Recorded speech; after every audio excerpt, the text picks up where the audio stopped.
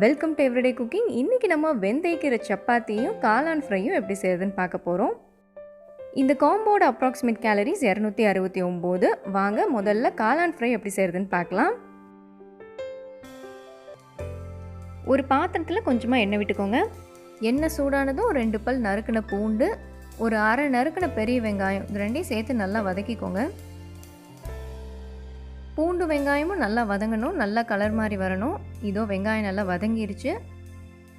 இந்த ஸ்டேஜில் ஒரு பேக்கெட் காளானை நல்லா சின்ன சின்னதாக நறுக்கி இந்த மாதிரி சேர்த்துருங்க. இதை இப்போ நல்லா வதக்க ஆரம்பிங்க. காளான் தண்ணி விடும், அதனால் நீங்கள் எக்ஸ்ட்ரா தண்ணி எதுவும் ஊற்ற வேண்டாம்.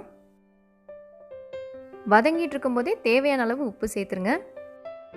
இதோட ஒரு அரை டீஸ்பூன் மிளகாய்த்தூள், அரை டீஸ்பூன் ஆரிகானோ, அரை டீஸ்பூன் மிளகுத்தூள், இது மூணையும் சேர்த்து இப்போ கிளற போகிறோம். ஆரிகானோ ஆப்ஷனல் தான், வேணும்னா மட்டும் போட்டுக்கோங்க. அது கொஞ்சம் வித்தியாசமான டேஸ்ட் கொடுக்கும், பிடிச்சா போட்டுக்கலாம். இப்போ காளான் நல்லா வேகணும், அதில் இருக்கிற தண்ணியெல்லாம் போகணும்.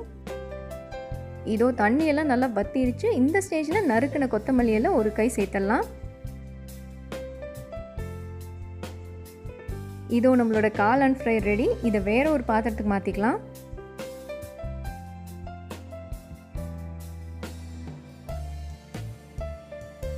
அடுத்ததாக நம்ம வெந்தயக்கீரை சப்பாத்தி எப்படி செய்யறதுன்னு பார்த்தலாம். இதுக்கு நான் 1 கப் கோதுமை மாவு எடுத்துக்கிறேன். இதுக்கு தேவையான அளவு உப்பு சேர்த்துக்கோங்க. இதில் நான் 2 பெரிய ஸ்பூன் காஞ்ச வெந்தயக்கீரை சேர்க்குறேன். உங்ககிட்ட ஃப்ரெஷ்ஷான வெந்தயக்கீரை இருந்துச்சுன்னா தாராளமாக 1 கை அளவுக்கு அதை சேர்த்துக்கோங்க.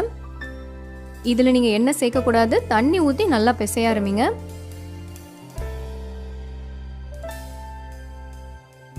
மாவு நல்லா சாஃப்டாக இந்த மாதிரி பிசைஞ்சிடணும். மாவு பிசையும் போது நல்லா அழுத்தம் கொடுத்து பிசைஞ்சிங்கன்னா இந்த மாதிரி சாஃப்ட் ஆகிடும். இல்லை அப்படி அழுத்தி பிசைய கஷ்டமாக இருந்துச்சுன்னா கொஞ்சம் நேரம் ஊற வச்சுட்டு பிசைங்க, கொஞ்சம் ஈஸியாக இருக்கும். இது நான் உருண்டைகள் ஆக்கிட்டேன். இப்போ மாவு தூவி உருட்ட போகிறேன்.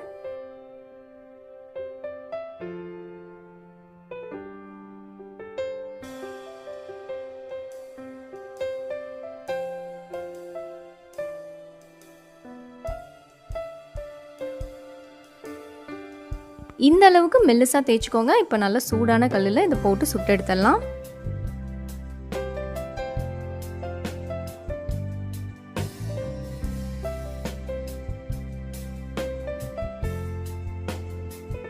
ரெண்டு பக்கமும் நல்லா திருப்பி போடுங்க, ஒரு பாதி வேகட்டும். இதோ ஓரளவுக்கு வெந்துருச்சு. இந்த டைமில் ஒரு நல்ல துணி எடுத்து இந்த மாதிரி அழுத்தம் கொடுங்க. இது எல்லா பக்கமும் ஈவனாக வேகிறதுக்கு ஹெல்ப் பண்ணும்.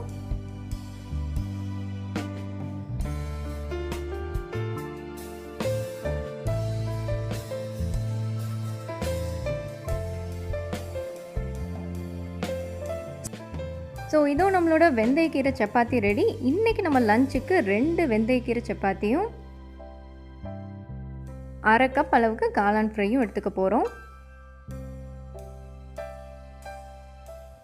இந்த 2 வெந்தயக்கீரை சப்பாத்தி கிட்டத்தட்ட 80 கிராம். இந்த 2 சப்பாத்தியில் 6.4 கிராம் ப்ரோட்டீனும், 0.9 கிராம் ஃபேட்டும், 35.7 கிராம் கார்போஹைட்ரேட்டும், 5.8 கிராம் ஃபைபரும் இருக்குது. அரை கப் மஷ்ரூம் ஃப்ரையில் 3.4 கிராம் ப்ரோட்டீனும், 5.8 கிராம் ஃபேட்டும், 4.9 கிராம் கார்போஹைட்ரேட்டும், 1.2 கிராம் ஃபைபரும் இருக்குது.